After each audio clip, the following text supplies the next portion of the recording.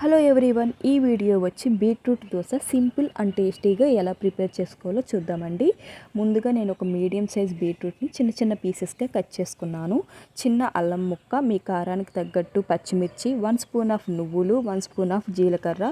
మీరు నువ్వులు స్కిప్ చేసినా పర్లేదు, కొంతమంది వేడి ఎక్కువని నువ్వులు ఎక్కువ యూస్ చేయరు, కానీ వేసుకుంటే హెల్త్కి చాలా మంచిది. అన్నీ మిక్సీ బౌల్లో వేసి నీట్గా బ్లెండ్ చేసుకోవాలి.